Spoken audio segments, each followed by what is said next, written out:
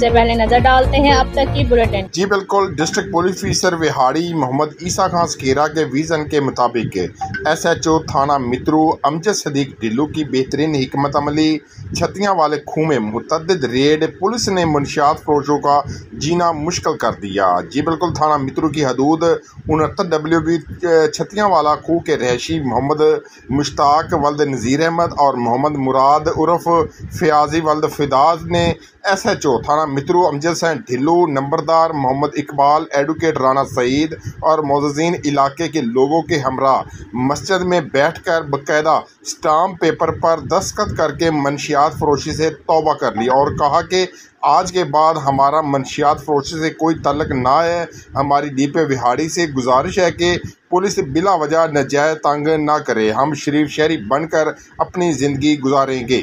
जी अस्सलाम वालेकुम। साड़ी सारी बिलादरी का मुफ्ती फिक्का फैसला होया है कि जरा मनशियात फरोशी करसी उन्होंने उसी आप फाड़ के देंगे।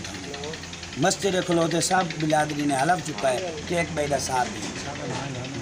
किसी बंदे ने जेड़े पहले मनशियात फरोशी मसलन सबका सब ने आज तो जुर्म तौबा कर लिए, जुर्म ख़त्म कर दिया। आज जी मैं जराम तो तौबा कर ली मनशियात जी, मैंने बिला वजह पुलिस तंग ना करे। आंदा मेरा किस नाल कोई राबता, कोई तल्ला गाल ताल मेरा कोई भी नहीं। पुलिस मैंने बिला वजह तंग ना करे।